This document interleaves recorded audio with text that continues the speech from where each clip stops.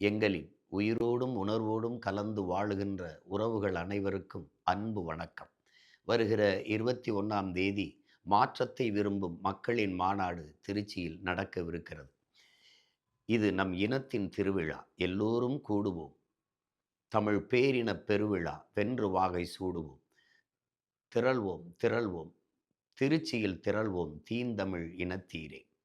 இந்த மாற்றத்திற்கான மாபெரும் மக்கள் மாநாட்டிற்கு உங்கள் அன்பு பிள்ளைகள் அதை நடத்துவதற்கு மிகுந்த நிதி நெருக்கடியில் இருக்கிறோம். எப்போதும் நீங்கள் திரள் நிதி திரட்சியில் தந்து உதவுகிற அந்த நிதியின் வலிமையை கொண்டுதான் இந்த நாம் தமிழர் என்கிற அரசியல் பேரியக்கம் நகர்ந்து கொண்டிருக்கிறது, முன்னேறி கொண்டிருக்கிறது. எப்போதும் போல இம்முறையும் இந்த மாநாட்டிற்கு நிதி உதவி செய்து உங்கள் பிள்ளைகளின் கைகளை வலிமைப்படுத்த வேண்டும் என்று உங்கள் அன்பு மகன் உரிமையோடும் உறவோடும் உணர்வோடும் வேண்டி கேட்டுக்கொள்கிறேன். நன்றி, வணக்கம். புரட்சி எப்போதும் வெல்லும். நம் வெற்றி நாளை அதை சொல்லும். நம் இலக்கு ஒன்றுதான், இனத்தின் விடுதலை. இனம் ஒன்றாவோம், இலக்கை வென்றாவோம், நாம் தமிழர். இது நம் இனத்தின் திருவிழா. எல்லோரும் கூடுவோம். தமிழ் பேரின பெருவிழா. வென்று வாகை சூடுவோம். 21/2/2026 சனிக்கிழமை மாலை சரியாக 3 மணிக்கு திரள்வோம் திரள்வோம் திருச்சியில் திரள்வோம் தீந்தமிழ் இனத்தீரே. திருச்சியில் கூடுவோம், திருப்பத்தை நாடுவோம். இது மாற்றத்தை விரும்பும் மக்களின் மாநாடு. குடும்பம் குடும்பமாய் கூடுவோம், கொடிய அரசியலை மூடுவோம். இது கொள்கை மறவர்களின் கூட்டம், கொள்ளையர்கள் எடுக்க வேண்டும் ஓட்டம். மாற்றத்தை விரும்பும் மக்களின் மாநாடு. மாற்றம் என்பது சொல்லல்ல செயல். மாறுவோம், மாற்றுவோம். ஒரே ரூபாய் முதலீடு செய்யாமல் ஒரு மதிப்பு மிக்க ஒரு பெருமைக்குரிய வாழ்க்கையை நீங்கள் வாழலாம். அது எப்படின்னு தானே கேக்குறீங்க?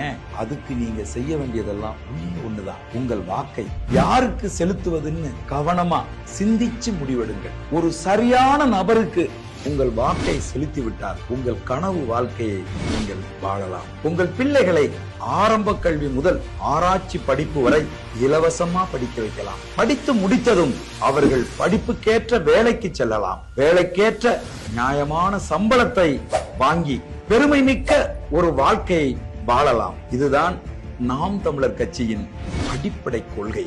ஆகவே நாம் தமிழர் கட்சியின் வெற்றி சின்னமாம் விவசாயி சின்னத்துக்கு உங்கள் வாக்கை செலுத்துங்கள். எங்கள் அண்ணன் செந்தமிழன் சீமான் அவர்களை தமிழகத்தின் முதலமைச்சராக்குங்கள். உங்கள் கனவு வாழ்க்கையை உறுதியாக நீங்கள் வாழலாம்.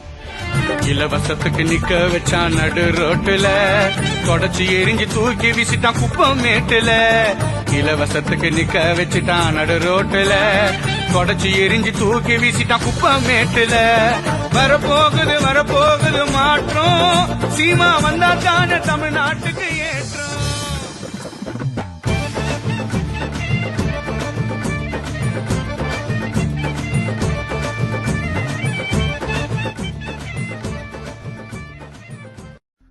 வணக்கம். ஒரு கட்டுப்பாடான இனம்தான் எப்பொழுதும் ஒரு தனித்துவமான ஆளுமை மிக்க ஒரு இனமாக வாழும். அது இனம் மட்டுமில்லை, ஒரு கட்சி, ஒரு குழு, ஏன் ஒரு தனிநபராக இருந்தால் கூட கட்டுப்பாடோடு இருக்கிற பட்சத்தில் மட்டும்தான் மற்றவர்களால் மதிக்கப்படுவோம். அதுக்கு உதாரணம் எங்களுடைய இயக்கம். 33 வருஷமா இந்த போராட்டம் இவ்வளவு சிறப்பாகவும் இன்றைக்கு இல்லாமல் போனாலும் அதை பற்றி பேசப்படுற காரணம் அவர்களுடைய கட்டுப்பாடு. அதுபோல கட்டுப்பாடு எங்க இருக்குதோ அங்கதான் நாங்கள் எதையுமே முன்னகர்த்த முடியும். அதுக்கு அடுத்ததா நான் பார்த்தது தமிழ்நாட்டில் நாம் தமிழர் கட்சி மாநாடாக இருக்கட்டும், இல்லைன்னு சொன்னா அது பொது கூட்டமா இருக்கட்டும், எதுவாக இருந்தாலும் கட்சி சம்பந்தப்பட்ட எந்த ஒரு மக்கள் கூடுற கூட்டமா இருந்தாலும் கூட அங்க கடைப்பிடிக்கின்ற கட்டுப்பாடு இருக்குல்ல, அதுதான் நாம் தமிழர் கட்சியை இந்த அளவுக்கு உயர்த்தி கொண்டு போய் கொண்டே இருக்குது. வெற்றி தோல்வி வேறு, ஆனா அந்த கட்சிக்குள்ள வாரவன், அந்த கட்சியின் கட்டுப்பாட முழுமையா புரிஞ்சு கொண்டு வேலை செய்கிறவன் அந்த கட்சியை விட்டு வெளியில போக மாட்டான். ஏண்டா முதல் அவன்கிட்ட ஒரு சுய ஒழுக்கம் இருந்தா தான் கட்சி இந்த கட்டுப்பாட்டுகள் அவன் இருப்பான். கட்சிக்கு பாதுகாப்புக்கு வருகின்ற காவலர்கள் கூட கதிரையை போட்டு உட்கார்ந்து கட்சி தலைவரின் பேச்சை பார்த்து விட்டு அதுக்கு பிறகு கூட கட்சி மாநாடோ இல்லாடி கூட்டம் முடிந்த பிறகு கூட மக்கள் கலைந்து போகும்போது கூட அவர்களுடைய உதவி தேவைப்படுவதில்லை. போலீஸ் காவல்துறையின் பாதுகாப்பு தேவைப்படுவதில்லை என்று சொன்னால் அவர்களுக்கு தெரியும் வந்த வழி எப்படியோ அது போலவே போக வேண்டும். சாலை விதிகளை மதிக்க வேண்டும், வாகன போக்குவரத்து சட்டங்களை மதிக்க வேண்டும்.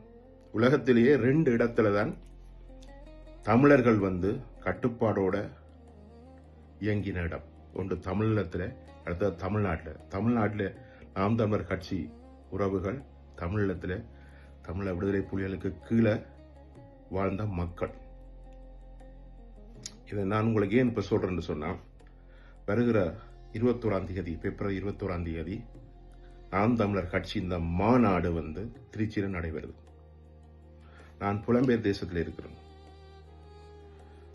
கிட்டத்தட்ட நான் 12 வருடங்களுக்கு மேலாக கூட நான் நாம் தமிழர் கட்சியின் கொள்கைகளை, அவருடைய கட்டுப்பாடை, அவருடைய கோட்பாடை, சீமான் அண்ணாவின் பேச்சுக்களை கேட்டு கேட்டு நான் பயணித்துக் கொண்டிருக்கிறேன்.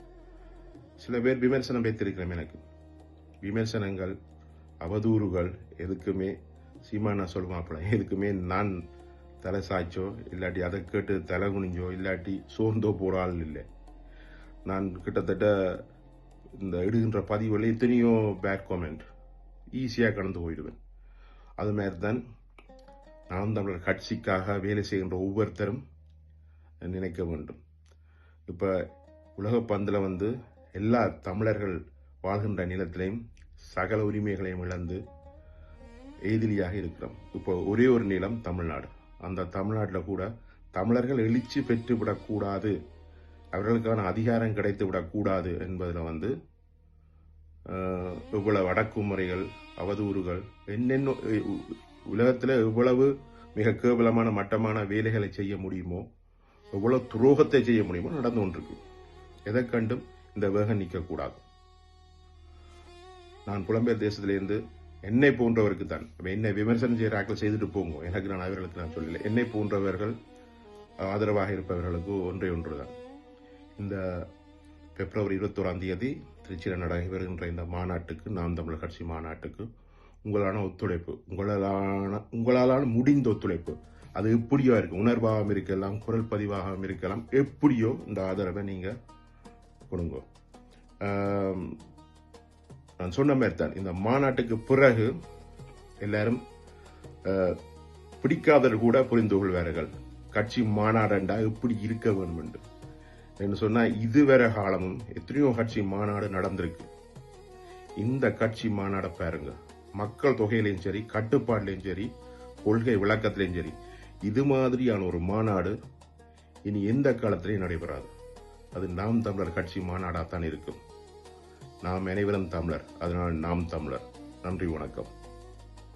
நாங்கள் ஈழத்தமிழர்களை பொறுத்தவரையில் நாங்கள் தமிழ் தேசிய தலைவரை எங்களோட தலைவராக நான் அதுக்கு தெய்வம் அதுகளுக்கெல்லாம் போக நான் விரும்பவில்லை.